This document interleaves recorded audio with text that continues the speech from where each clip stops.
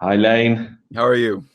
Great. And we're in the company of about 300 teachers from every corner of the globe. I think Antarctica is probably the only place that we don't have anybody at the moment. So we've got a fantastic, truly global audience for you today. So it's my pleasure to introduce Lane to you. Lane is the language columnist and editor at The Economist, and he's currently based in London, but has worked in Berlin and New York, and the author of two books, Talk on the Wild Side and You Are What You Speak. I was lucky enough to see Lane talk recently, and I begged him to come and do a talk for you because it was a fascinating talk that I attended.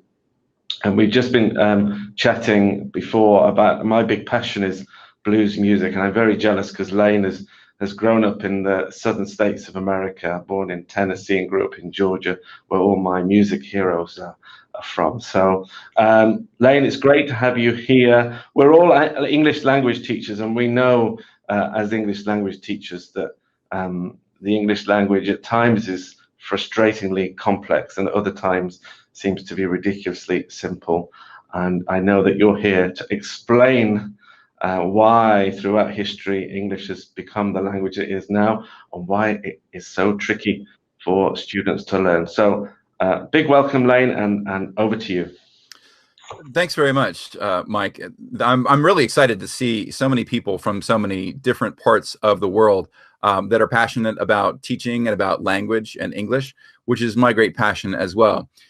There's a lot I want to get through, and I tend to get very excited, and I tend to speak quickly, so I'll have to slow myself down sometimes to contain my excitement. But I'm going to do a bit of a historical tour of English, explain where the language came from, what kind of language it is, and how it became how it is today, because it's changed its nature hugely over the course of its history, especially over the course of about the last 1,300, 1,200 years. Now, every language is always changing at every level of analysis. The sounds of our language are slowly changing. New words are coming into being, and other words are disappearing. And existing words, they change in meaning. So words don't mean what they used to. Grammar changes as well, and we're going to look at two elements of that. One is morphology, which is how words are built out of smaller pieces, and one is syntax, which is how bigger units, sentences, are built from words. But first, like I say, I kind of want to rattle through a bit of English history, and that's both the history of England, the country, and English, the language. In about 500 AD, so 500 years after the sort of birth of Christ and Roman Empire period, we have a group of people called the Anglo-Saxons today who conquered England, and they conquered the pre-existing people there, the Celts. And they came speaking their language, which is closely related to modern German. Not long after that, another conquest happened, this time from the east and from people from Denmark, and they came and conquered large parts of the country, and they spoke their language, Old Norse, which has become modern Danish, Swedish, and Norwegian. People from that same region later conquered Normandy in northern France, and those Normans matter because 100 years later, they have learned to speak French, and 150 or so years later, they in turn will conquer England yet again, and they will bring a third language, their Northern Norman French. And then I'll talk a little bit about the what's so-called Inkhorn era, where lots of new words in English were created and coined. And then, of course, in the last couple centuries of the second millennium, Britain conquered much of the world and built a very large empire, places like India and places like Burma, but also parts of Africa and the Middle East and elsewhere. And a huge amount of English comes from all of those places. North America, my part of the country, is, of course, a former British colony as well. So why don't we speak a language called British? Well, when those Anglo-Saxons I mentioned showed up in around 500 AD, they conquered a people that are generally called Britons, Briton with an O, and spoke of what are called Brittonic languages. Those Brittonic languages are part of a larger family of Celtic languages, and those Celtic languages today include Scots Gaelic, They include Irish, Welsh, Manx, Cornish, and Breton spoken in France. These are the modern Celtic languages, and those dominated England before the Anglo-Saxons showed up. But when the Anglo-Saxons conquered England, they utterly wiped out those Celtic languages in England itself. They replaced the Celtic languages almost entirely with their Germanic language. And as a result, English has very little Celtic in it. For a country that had been entirely Celtic just a century before, the Anglo-Saxons took on very little of their vocabulary. I've listed here a few words that came from Celtic into English, words like ass and basket, bannock, crag, dun, but these are not many words, and they're not really basic words. They're not the core vocabulary. We got very little Celtic into what became English. So we get the name English from those Angles. The Angles were part of the Anglo-Saxons. The name comes from there. That comes from the Germans that came over and conquered, and it doesn't come from the Britons. So we speak a Germanic language, the Anglo-Saxon that they brought with them, those invaders from Germany and southern Denmark and the modern Netherlands. That's the language we speak today. It's been in this island that I'm in right now for 1,500 years. That is the base language. We speak a Germanic language. It is related to Dutch and German, I would say, as a sort of brotherly relationship.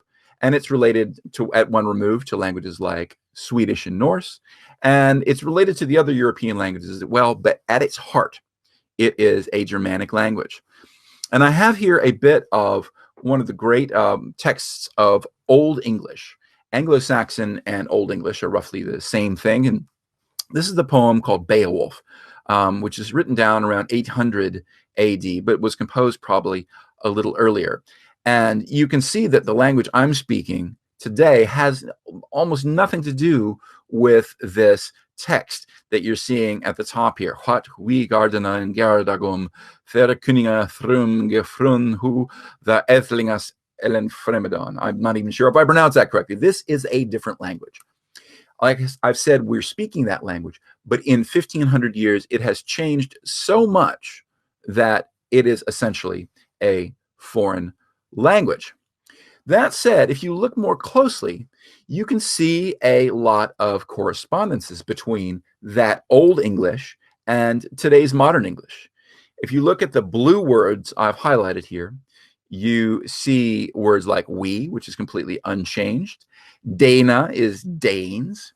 The word dog, it means days. So we see both words starting with a D-A sound. That gear, G-E-A-R, becomes your. If you say gear, year, it's that G becomes softened and becomes like a ya. So gear becomes your. Kuninga there with the C-Y-N becomes the modern word kings. We see who becomes how, the becomes those, and so forth. And I highlighted the word theod just because it's interesting to me. Theod means clan or people. And if any of you know German, theod becomes the root of the word Deutsch in German. Deut means people, and theod and Deut are the same word. Theod, deod, deud, Deutsch. So theod gives us the modern word for German in German itself. So we can see these connections between Germanic languages on the continent and English. Now, the next big conquest was the Vikings. And if I said if German and Dutch are brothers to English, then the Vikings are more like cousins. They're closely related, but not as closely related. And when the Vikings came, they conquered a lot of eastern and northern England. And then the English sort of successfully stopped them from getting any further. So you can divide England in kind of two parts, where one part in the north and the east speaks, has heavy influence from those Vikings. And in the south and in the west, we have relatively little influence. But that said, the Vikings gave the English language a huge amount of its vocabulary. You can see that they're violent conquerors because they gave us a lot of violent words, words like berserk, club, gun and knife, ransack and slaughter. But it wasn't all violent words. They also gave us words like law and husband and window. something really profound is that they gave us very basic words in English as well. They gave us words like she and they. Words, languages don't usually borrow their pronouns from other languages. This is very unusual. So we can see that the Vikings had a very intimate influence on English, and they gave us words. I don't know why the English had to borrow them from Vikings. We borrowed words like awkward and bag and neck. And finally, most of the days of the week come from Old Norse. Tuesday is named after the Norse god Tu. Wednesday is named after the Norse god Woden or Odin. Thursday is named after Thor, if you've seen any of the Thor movies. And Friday is named after the goddess Freya. Now, I mentioned that the languages are something like cousins or brothers because Anglo-Saxon and Norse together, they make up the biggest, deepest, oldest layers of vocabulary in English. They're so close that you can see that they often gave us the same word twice. The word shirt, like I have on here, comes from German, from Anglo-Saxon, but the word skirt is the same word in Old Norse, and it just has a slight sound change. Sh becomes ska in the Scandinavian languages, and because we borrowed the word again, it came to have a different meaning, a part of the body, a part of piece of clothing that we wear on the lower body. And you can see that same alternation in ship, which we took from Anglo-Saxon, and skiff, which is the Norse version of the same word. And a skiff is like a small boat, and a ship is a sort of big sailing vessel. So you can see we borrowed those words twice. You can see how deeply Germanic English is when you look at words that are the same in English, Danish, and German. That DE is for German, DA is for Danish. So apple, Äble, Apfel. And you can see how it's nothing at all like the French word, which I put in brackets, pomme. Same goes with bread, brød, brot, or house, hus, house. You can see how close English, Danish, and German are, whereas the French word in brackets each time is quite distinct and different. This is just all goes to say how deeply Germanic the English language is. But the next thing that happened is that in 1066, those Vikings that had conquered Normandy and had learned Northern Norman French, they in turn conquer England again. In 1066, they decisively defeated the Anglo-Saxon English armies and took the throne, with William the Conqueror becoming the first Norman king of England. Now, they in turn bring a huge layer of vocabulary of their own. They bring thousands and thousands and thousands of words into the English language. For centuries, the English kings did not speak English themselves. They spoke French. They spoke French to the people around them. They surrounded themselves with other Normans and didn't even bother to learn English for a couple of centuries. Then there was a period where they were bilingual, and it's only in about the 1300s that the Norman kings started speaking English on a regular basis. Those Normans brought lots of words from the French language, and so if any of you know French, you'll recognize some of these words. And you can see that these go into kind of high domains. The reason I say posh people is because they didn't bring words like knife and egg like the Vikings. They brought words into fancy domains like law and religion, into the military, and into fashion. So if you see these words like pardon and justice and prison, they look just like some modern French words, justice, pardon, prison. You can see in religion words like chaplain and incense and ordain very clearly have a French feel. Military words, army and combat and defend, all come from French. And of course, these words from fashion and the arts. So the Normans brought a kind of higher layer of vocabulary. You can almost think of Germanic down here, and the French layer goes on top. We still are a Germanic language at the base, but on top of that comes a higher language that has a posher vocabulary. A good example of this is that the English peasants, the Anglo-Saxon peasants, would live closely with their animals. And in modern English, those animal words are still, they come from the English, the Old English. These are Germanic words like ox, pig, sheep, deer, and calf. But the French, They got to eat lots of meat back in these days when eating meat was expensive and rare. And so our words for the food come from French. Beef, pork, mutton, venison, and veal are the food-related words for those animal terms we just mentioned: ox, pig, sheep, deer, and calf. So the fancy words, when it's on your table and you're eating it with a fork and knife, you use a French word. When you're living with the animals and raising them, you use an English word. So we see lots of doublets where we have an English word and a French word. And I'll come back to that concept of doublets in a moment.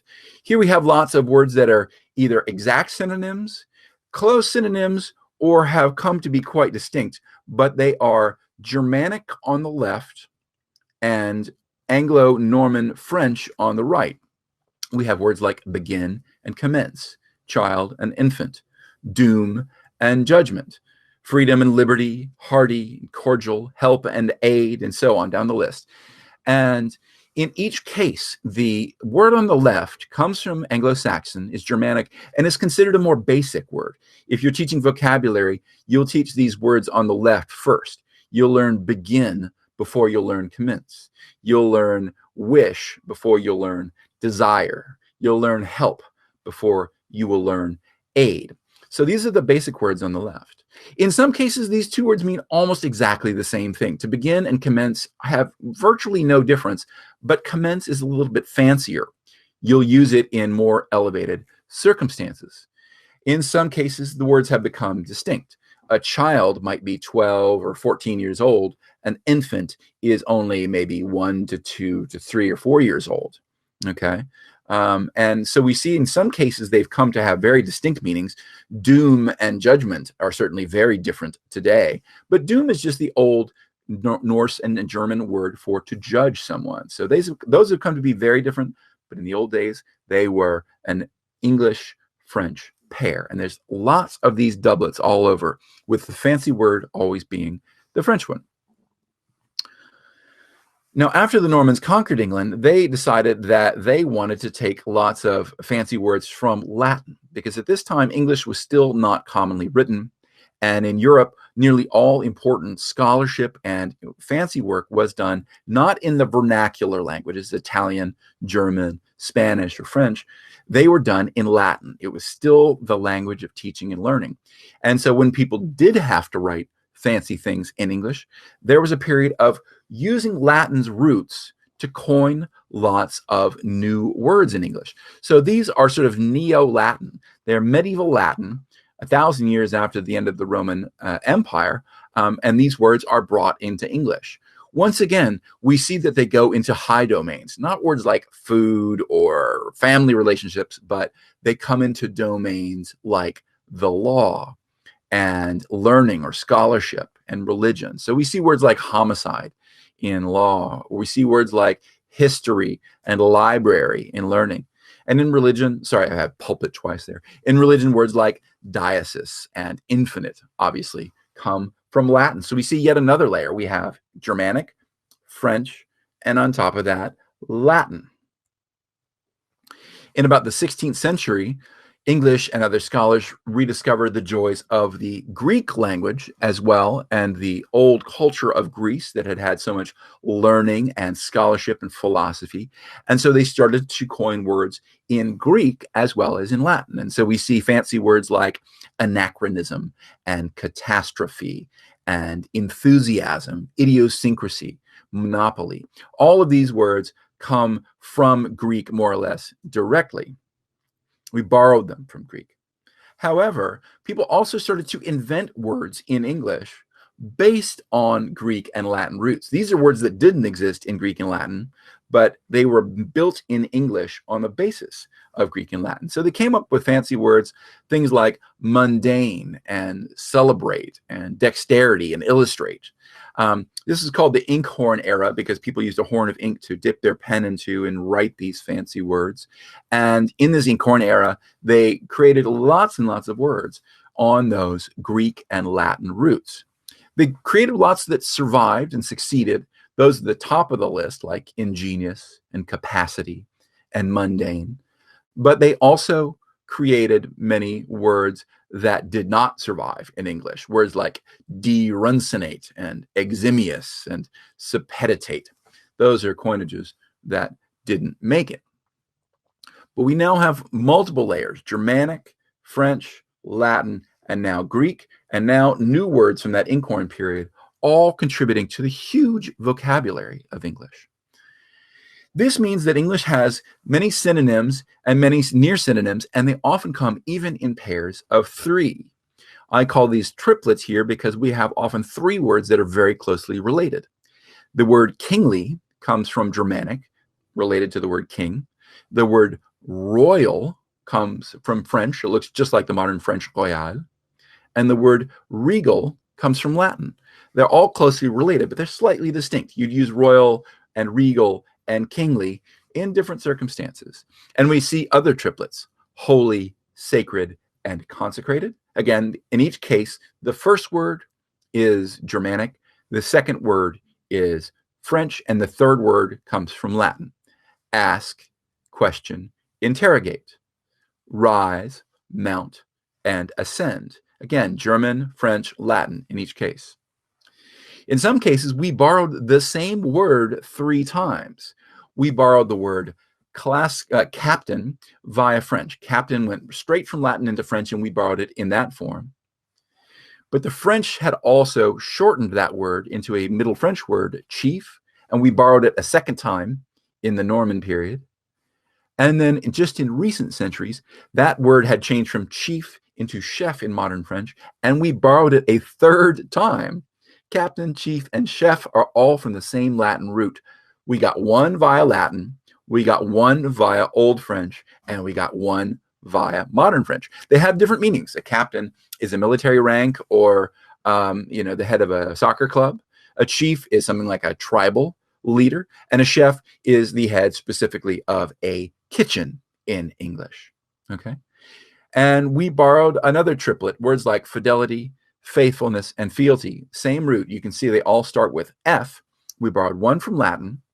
We borrowed one from Norman French, that French spoken in the north by the conquerors. And then we borrowed the third one from the French of Paris. Same root, same word, borrowed 3 different times. So this kind of thing can really make English a challenge to learn, because there are so many synonyms, words that have similar or exactly the same meaning, and they also look the same. When should you use fidelity, and when should you use faithfulness, and when should you use fealty? It's not at all obvious. This makes English teaching of vocabulary very difficult. Languages also change over time, and I started out with saying that languages are also changing, and I wanted to just look at one word that's a favorite case of mine, the word buxom. Now, if you know this word, you can imagine it in your mind. If you don't know it, don't Google it while other people are looking at your screen. Buxom in modern English essentially means a woman who has large breasts. If you'll excuse that, that is the word buxom in its modern meaning. But Samuel Johnson, one of the great dictionary writers in English, writing about 300 years ago, said that it meant obedient, and that it had now come to mean things like wanton. And he said that wives used to promise their husbands, "I will be bon air and buxom in bed and at board." So how did the word buxom come to mean big-breasted when it used to mean obedient? Well, we can see that a long time ago, buxom meant something like pliable or bendable. In its oldest form, it looked like buxom, and that meant something that you can bend. And if a person is flexible or pliable and bendable, that means they're friendly and helpful. And so you might also consider them sort of amiable, like a good friend, affable. And if someone is amiable and affable, like a friend, then buxom goes on to mean something like lively and friendly and gay. So Shakespeare used the word buxom to mean something like lively or gay in his play, Henry V.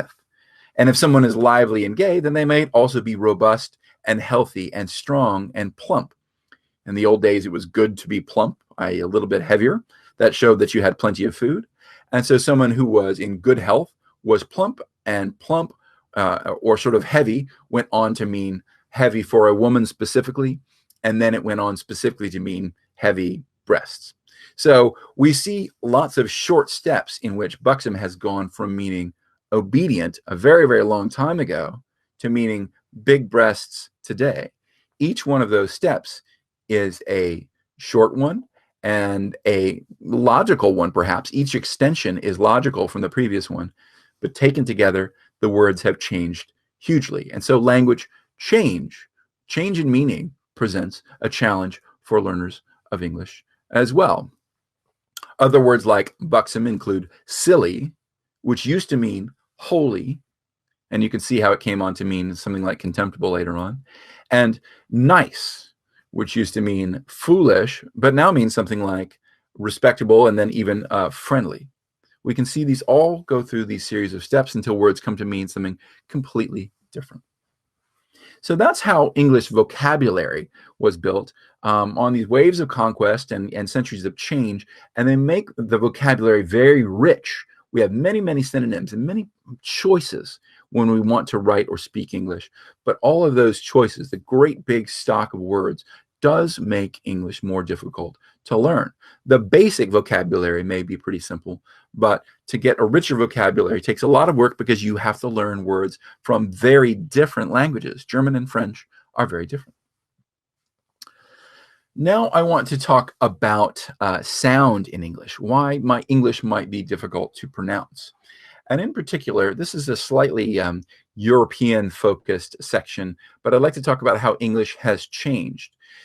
Sounds in languages are always changing, and in particular, English has gone through several vowel shifts. When I say a vowel shift, I'm talking about the vowels of the language all coming to be spoken in a slightly different way.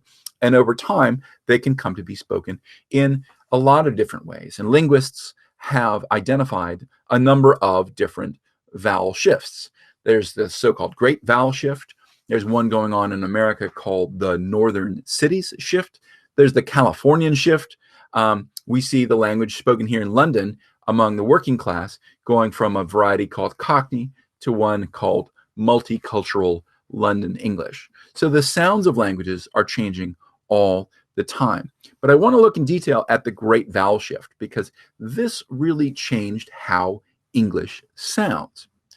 Now, this little shape here is going to be a little bit confusing, but I will basically note that on the top left, you see the letter I, and in linguistics, that stands for the sound E. That means it's spoken at the top of your mouth with your tongue high, and your tongue is in the front of your mouth when you make an E sound.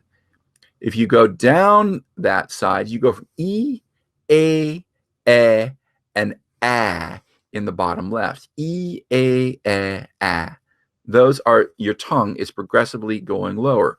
E, A, E, A, right? Over on the right side, you see the tongue is in the back of the mouth, and that gives us our vowels oo, o, ah. And you can see my mouth is opening. It goes oo, o, ah, high, middle, low. Ooh, oh, ah. Ooh, oh, ah. Yeah? So the ones on the left have the tongue in the front. The ones on the right have the tongue in the back. And the ones on the top have the tongue high. And the ones in the bottom have the tongue low. A little bit complicated. But these are the basic vowels of English. E, A, And in the back, oo, o, ah. And in the middle, we have things like A, O, I, ow, and ah. Okay? The point of this story is that once upon a time, all of the English letters used to basically be pronounced in their European-style ways. In English, the letter on the top left here used to be pronounced E, just as it is in French. You can say Nice or something like that. In German, you'd say Berlin. You know, that letter I had an E sound in French, in German, in Spanish, and in English. The letter E, the next one down, had a sound just like the European ones did. A. It sounded like A. And so on. What happened in the Great Vowel Shift is that all of the English vowels changed in how they're pronounced. They all moved so that now the letter on the top left is called I. In every European language, it's called E, but in English, it's called I. That next letter down, in every European language, it's called A, except in English, where it's called E.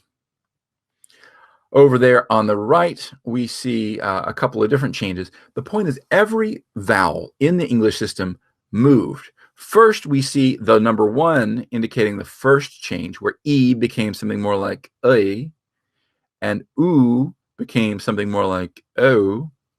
Then we get a second change. The letter E moves up to I's old spot. So A goes into E's old place. And over on the right, O moves into U's old place.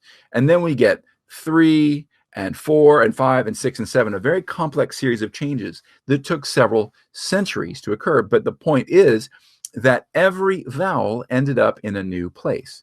So if you're familiar with how these letters are used in virtually every language in the world, you get a vowel set that looks like A, E, O, U in German, Spanish, French, and even when we write languages like Arabic or Chinese, A, E, O, U are the basic values of those vowels.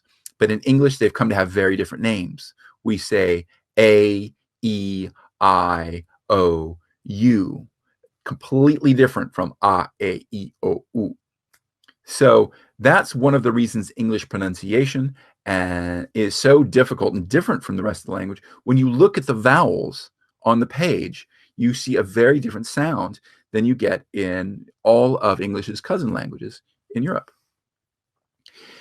English spelling is famously difficult not only because of the great vowel shift, which I mentioned, but I want to mention a couple of other reasons English spelling became very difficult. We talked about the Normans and their huge influence on English. Well, they were some of the first people to start writing English for serious purposes. And many of the spellings that are known from British English, like honor with an OU or color with an OU, those endings came from the influence of French. The Normans were doing their best to write English in the way that they had written French. So they heard a sound and they used the closest French equivalent. 1,000 years later, we don't speak French in England anymore, and the language has changed quite a bit, but we're still stuck with these old Norman spellings of English words. Sometimes what I call etymological conservatism was the culprit. The word debt has never been pronounced with a B sound in it. We've never said debt ever in English. The word used to be spelled det, D-E-T-T-E, just like it sounds. But the word debt goes 1,000 years back further into Latin, where it came from the word debita. In Latin, the B was pronounced debita. It was never pronounced English. It had become debt over 1,000 years of natural change. But when people first wrote the word, they said, well, we know this word comes from debita, so let's put a silent B into debt. And that's how the modern spelling D-E-B-T emerged. Okay, I'm so sorry, folks. I'll carry on. I'll try not to speed up too much, but I was explaining how English spelling got weird, and I'll move past that quickly. But basically, the Normans made it more French than it should be. They added a lot of Latin letters that had long since disappeared, but stuck them in there because they wanted the words to look like Latin. And sometimes they even made mistakes. They thought the word island came from Latin insula, and so they stuck an S in there, but it didn't come from insula. It came from a German root, and that's how we got a silent S in island. That S has never been pronounced. So moving right on. Grammar. Let's talk about how English became the kind of language it is. We see lots of changes from the English of 1,000 years ago to today. For example, we've lost a lot of what are called inflections, what normal people would call endings. We are losing the word whom and replacing it with who. We've also seen other changes like the loss of a distinction between a formal you and an informal you. It used to be we said thou to one person, we said you to one person whom we respected, and we said ye to a group of people. Now we just have one pronoun, which is you. And we see some other changes here, which I won't have time to get into at this point, which have also made English a little difficult. But I'll mention a couple of words like gotta, shoulda, woulda, coulda. You probably don't teach these as grammatical words in your classes because this is how the language is spoken. We don't say gotta, but every one of your English students, when they speak to a native English speaker, will hear things like, I gotta go. They haven't heard gotta in anywhere in their vocabulary lists, but this is how people say, I have to go, or I need to go. So these changes, new words and changes to old words, present a challenge to the learner as well. Whom is disappearing. This is a little screen grab from Twitter. And as you can see, Twitter even suggests who to follow and not the traditional whom to follow. People who are professional grammarians, like me, for example, or editors or writers, still use whom, but ordinary people don't. So we have one of those rules that is observed by a minority, but the majority don't use whom basically ever. What happened to whom? We're back to Beowulf here. Go back to one of my earlier slides and the language of about 1,000 years ago. In that English, we see that some of the irregular words in modern English came from features of the ancient language. Why does man in the singular become men in the plural, not man, mans? Well, this goes back to even before Old English. The old was called Proto-Germanic, the language that was even older than Old English and gave us Old English. In Old English, the plural was manes, manes, manes. And man was the singular, manes was the plural. However, the E sound in manes changed the ah sound. If you think about it, ah-e, manes, takes a lot of work to move your mouth from here, ah, to here, e. So people didn't want to say manes, and they made it easier to pronounce and said manes, manes. Now, the two vowels are not so different. Manes is easier to say than manes. And in saving that effort and in changing the ah to an a, they no longer needed the e's because now the eh sound did the work of marking the plural. So we no longer need the e's ending because now we have the distinction between one man and two menes, and we can lose the e's. One man, two men. One man, two men in modern English. One man, two men in modern English. That's where those oddball irregular plurals come from. The same thing happened for faut and foti. Foti is the old plural, one faut, two foti. Well, foti became futi and then fiti, and then we no longer need the E at the end, and so O becomes E. In English, the noun used to be incredibly complicated. If you speak a language like Russian or Ukrainian, as I know many of you do, or Arabic or some of those others, you'll be used to a noun having many different forms. They have many endings on the end that signal what the function of the word is. And you also have, in many of those languages, you have multiple genders. Like Russian, English has masculine, neuter, and feminine 1,000 years ago. So words like engel were masculine, skip was neuter, and sorg was feminine. Not only that, but we had 4 cases.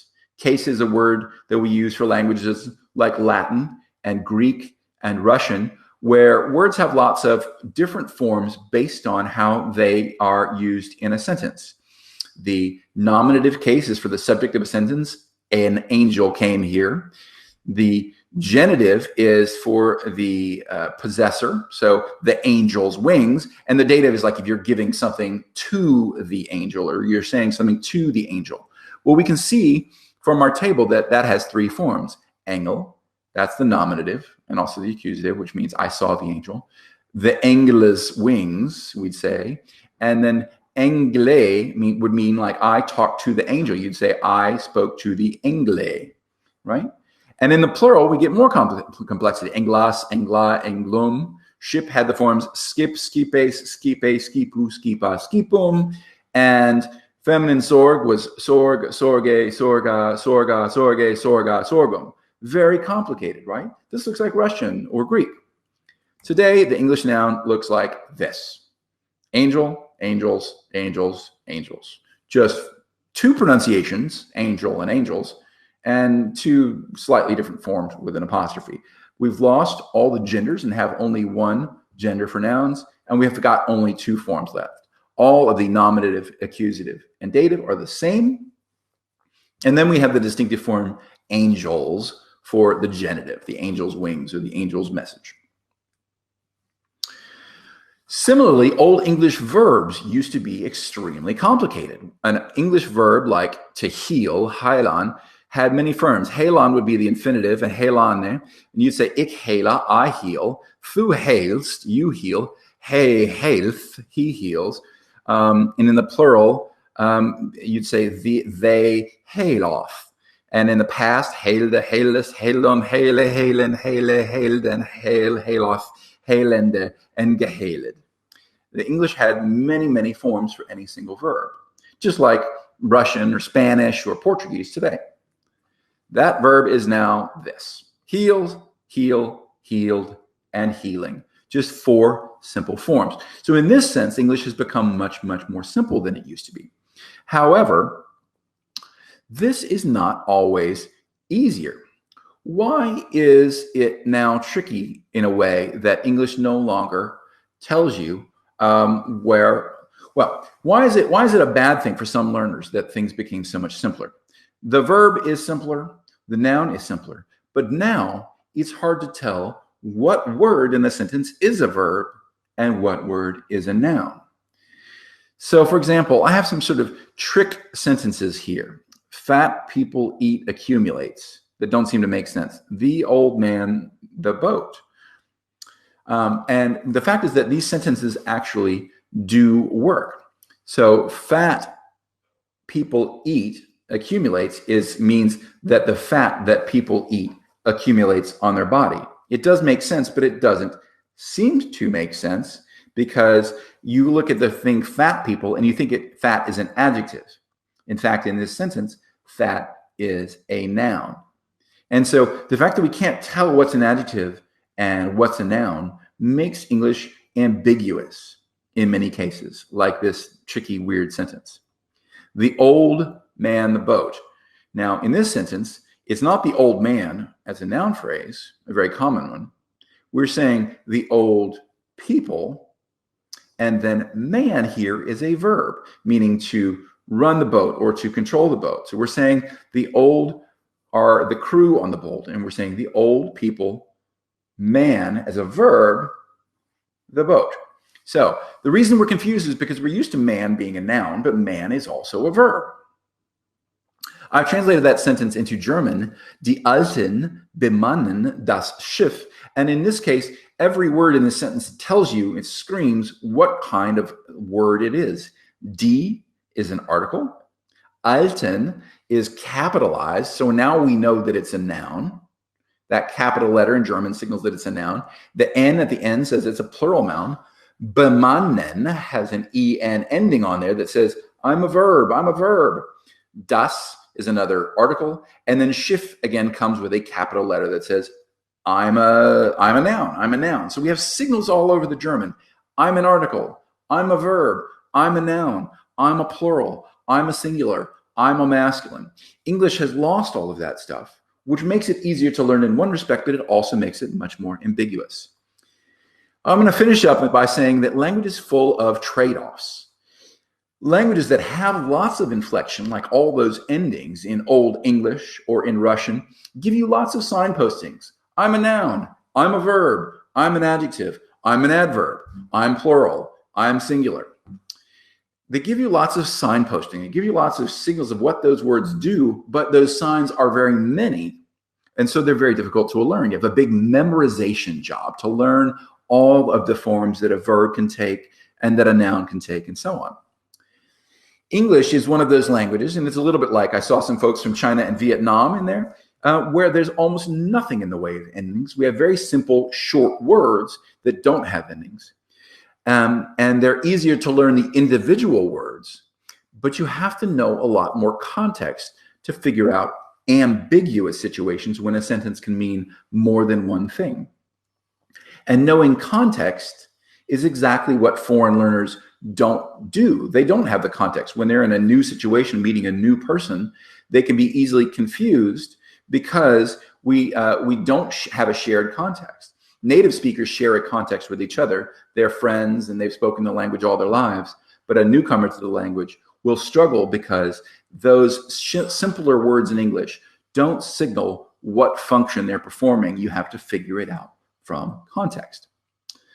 So my last slide. Most languages are easy for their native speakers. English is not hard for me, but it will be for many of you who have learned it as a second language. Languages are relatively easier for small children to learn, but they're difficult. Almost any language is difficult in an older era of learning. If you're learning after puberty, say, if you start at sort of 15 or 20, learning any language is more difficult. Learning a language is always easier if it's related to your first language. So if you're German, English is easier to learn than if you are Korean, which has almost nothing to do with English. All languages can do pretty much anything. All languages are what I call fully functional. They have some hard bits and they have some English easy bits. They have some complexity and they have some places where they're simple. But most all languages can do anything given the basic toolkit of complexity that they come with.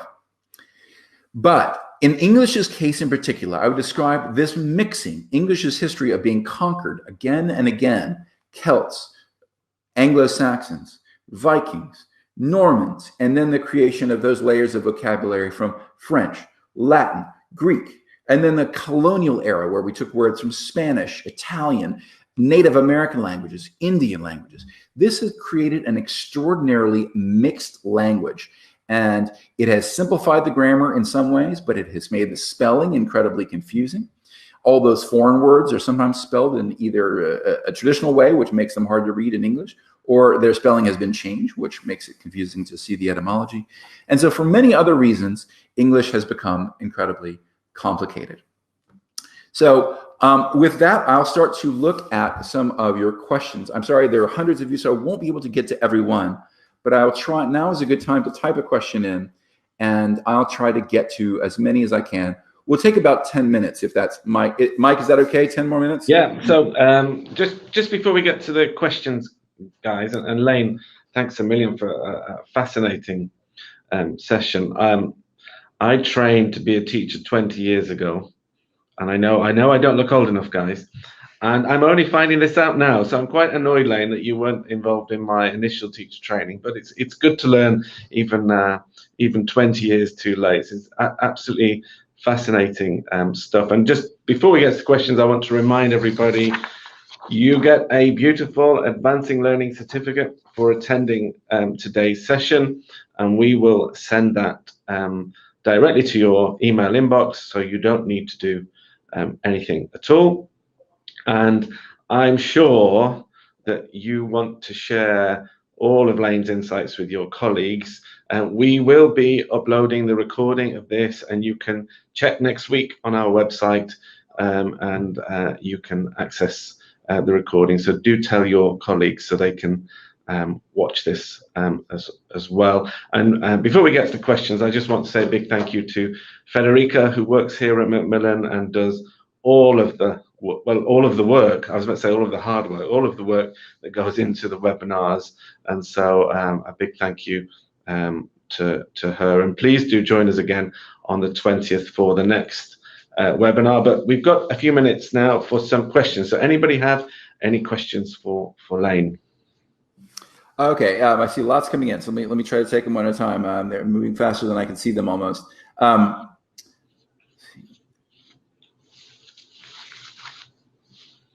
Okay, so there's a question about the past tense. So I mentioned irregular plurals like man and men. And there's a question from Yadira about how we got the irregular past tense of some verbs like see, saw, and seen. This is a complicated story, but I'll try to shorten it quickly. Why did those vowels change? Why would somebody change a vowel? What usually happened is something like what happened in the case of man and men, which is that there used to be an ending on there. It would have been something like see and then see on, and then the on made it sound something like saw on, because the first vowel wants to change to be more like the second vowel. And once you've changed the first vowel, then you no longer need the ending, and so the ending falls off. So those irregular plural or those irregular past tenses came around same way that our irregular plurals did, which is they're a relic of an old change that we can no longer see. They happen in prehistory before we even have written examples, because it seems like a very strange way to make a past tense, and it is a strange way to make a past tense. And the answer is nobody created it that way. It's an artifact of another change that we can no longer see directly. Eduardo Jose says, can we mix posh words and popular words in a sentence? That's a great question. I think so. What I would caution against is trying to lean too heavy on the posh vocabulary. The posh words stand out and are most effective when they're used sparingly.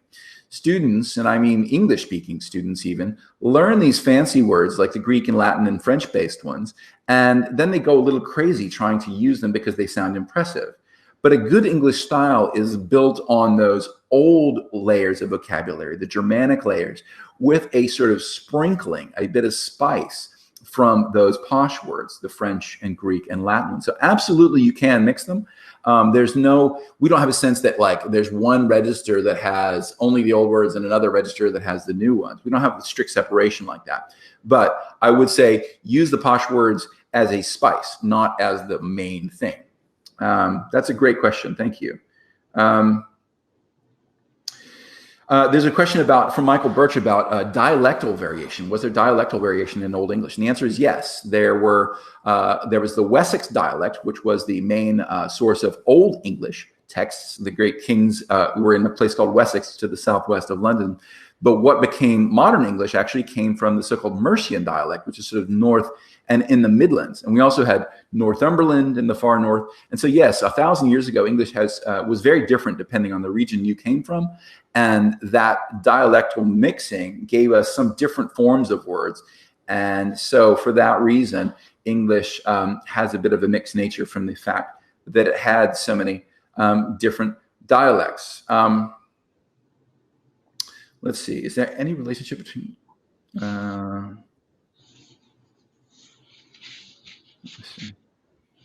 There were a couple of questions directly about you, Lane. Oh, okay. Well, when are you going to visit Moscow and give some presentations to the teachers in Moscow? That was I'll combine when are you going to visit Moscow with how many languages do you speak? Because I would say I speak between 7 and 9. And the reason I say between 7 and 9, if you're wondering how do you not know how many languages you speak, the answer is the last two are the most difficult for me. They're Russian and Arabic. And I have learned them extensively. I've studied them very extensively.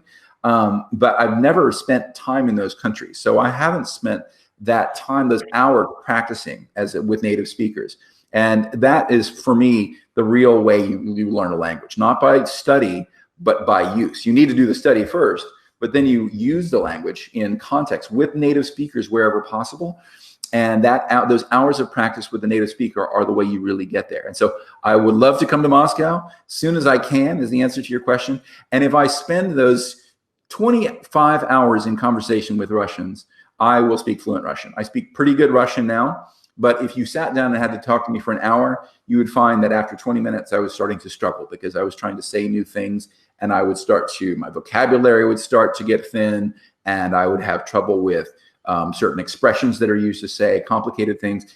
And so you have all the base, and I've got all the base in Russian and Arabic, and more than the base probably, but I haven't got all that depth, that real depth that comes from use. And so Russian and Arabic are the ones I'm still building on, and I want to spend time in those countries precisely to build them up because I love both languages. They're beautiful, they're difficult, and they're fascinating to me. Well, you now have friends in Russia who would happily practice, help you All practice? right, great. There are also many great online resources. There are very many exchanges for people who want to get together and practice each other's languages. Two people speak a different language and want to practice with the other. So if your students are interested in that kind of thing, that's something I recommend. There's a question about phrasal verbs, and I thought this might come up, and I didn't get a chance to mention phrasal verbs. For those of you who don't know, although most of you as teachers probably will, English has lots of verb phrases like put up with, or take out, or shut up, where they consist of multiple words, and the preposition in there often doesn't seem to make any sense. To shut up means to be quiet, but there's no up involved in shutting up. So where do those come from, and when did they come? I don't know the specific answer to that. I meant to try to research that, and I didn't have some time. But Old English had lots more endings and prefixes that did a lot of that work. And as those started to disappear, I suspect what happened is you had to take freestanding prepositions, words like up and with and down and to, and you had to add them to basic verbs like shut. And so you take shut, you add up, and you get a new phrasal verb. What makes it a phrasal verb? You have to know shut up as a unit. You can't learn the meaning of shut and learn the meaning of up and understand shut up, because you would think that means to like close something up there, and it doesn't make any sense as that. So you have to learn shut up as what dictionary writers, lexicographers in England call a lexicalized unit. Shut up is not two words, it's really one thing, and you've got to learn it that way. And I think it comes from the stripping away of a lot of those endings meant that we lost some complexity. And when you lose complexity, the system needs it to reemerge somewhere else. And that's what my latest book is about. It's about how languages change, and when they often lose complexity here, they will gain it over there in a new way. That book is called Talk on the Wild Side, if you're interested in the book. And a lot of it is how language change seems chaotic. And yet languages lose something here and they make up for it here. And they always keep a lot of complexity in the system, because the system of the language needs complexity in order for the language to be expressive enough to do all the fun things a language needs to do. Let's see, there's good questions all over the place. I think, Lane, we've probably got time for one more question. And then we'll let Mike, I'm looking at lots of great ones, let's see. Well, actually, somebody did ask if you had any recommended reading. So obviously, there's your own book that you've just mentioned. Is there anything else you would recommend? So many books. Yeah.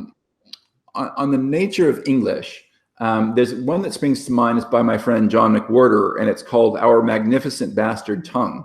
And it's about the bastard references to the mixing of sort of, that word means a child of two parents who aren't married. And it refers to all those conquests that I talked about. In particular, he puts a big emphasis on the role of Scandinavian and the Viking conquests of English. And he looks at that and at those waves of conquest and how they created English in particular. And that's a fun book about English. And if you want to learn more about these processes generally, John McWhorter also wrote a book called The Power of Babel. And I'll put the name of that in here. The Power of Babel is in the chat. And Our Magnificent Bastard Tongue are both by John McWhorter. And those are two great books for learning about a lot of this stuff. And then my favorite book about just introducing linguistics, which gives you such a rich insight into how language works, is still The Language Instinct by Steven Pinker. This is the book that got me to absolutely fall in love with this subject myself. So those are a couple of recommended books that I absolutely love, and they'll lead you on so many other intellectual journeys that you might want to follow. So thank you again. I'm sorry about the internet, but I've really enjoyed this, and thank you for your great questions. I'm sorry I didn't get to more of them, but I hope you guys have enjoyed it. I know that I've enjoyed doing it. I think I speak on behalf of everyone to say that we've had a wonderful time learning lots, and guys, do look out for Lane's books as well. You Are What You Speak and Talk on the Wild Side, and let your colleagues know about the recording, which will be available. And also, we're doing the session again at 4 p.m. UK time today. Lane, on behalf of everyone at Macmillan Education, a huge thank you for what's been a fascinating session, and I think I might be in touch to see if we can get you back in the next season for another webinar. So thank you so much. I've enjoyed it. Thank you, Mike.